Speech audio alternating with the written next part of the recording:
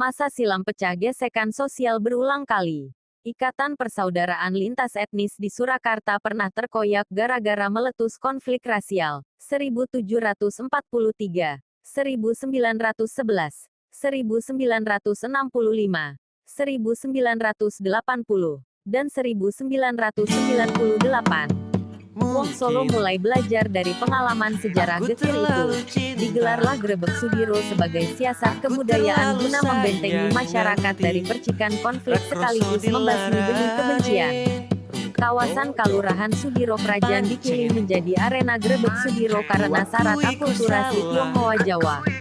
Terlihat pula jalanan sekitar Pasar Gede disulap Ayu Laksana Putri China yang tengah kasmaran. Hiasan lampion berwarna merah bergelantungan bagaikan oncor yang menyediakan terang di malam yang gulita. Bukan hanya menawarkan paras cantik, pemandangan apik ini mestinya dimaknai sebagai ruang berbagi kebahagiaan dan merawat toleransi lintas etnis. Maka, tidak masuk akal jika lampion tersebut dituding oleh sekelompok orang sebagai upaya Cinaisasi Kota Bengawan. Bagaimanapun, sahabat Tionghoa bukan lian yang kudu dicurigai dan dimusuhi. Lampion merupakan unsur pokok dalam tradisi Imlek yang dihelat setahun sekali itu. Jauh sebelum pemerintah Orde Baru memasang muka sangar serta melarangnya, ritual ini sebetulnya telah mengada di Kota Bengawan pada penghujung abad 19. Dalam kerja heuristik, saya menemukan serpihan fakta yang terkandung dalam Bromartani edisi tanggal 1 Maret tahun 1883. Koran pribumi tertua di Jawa itu mewartakan perilaku orang-orang bangsa China yang menjalankan kebiasaannya pada tanggal 15 Ciak Guik yang terkenal dengan Kep Gom di malam hari. Kaum Tionghoa dari segala lapisan sosial, umur, dan gender berjalan bersama semalam suntuk tidak tidur.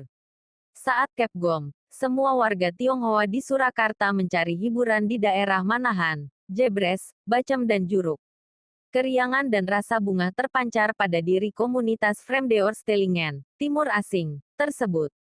Beda dengan Presiden Soeharto yang menghapus perhelatan Imlek, pucuk pimpinan kolonial Belanda yang bercokol di kantor residen kala itu malah menyediakan panggung untuk berekspresi kaum Tionghoa.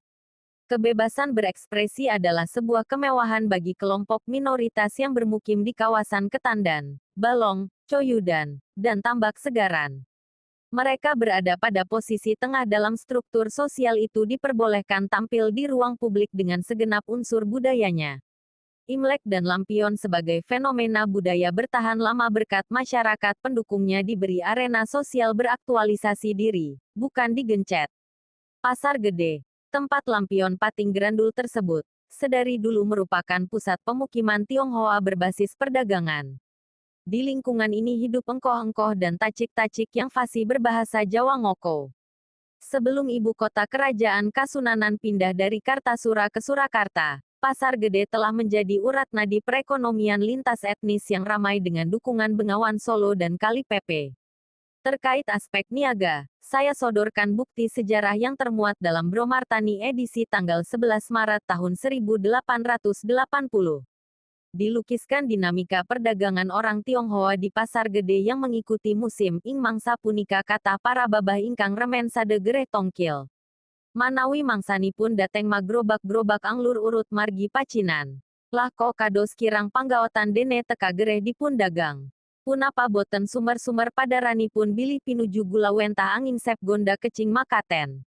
Menyimak informasi di atas, kita tak perlu terheran dengan orang Tionghoa yang mengais rezeki di Pasar Gede.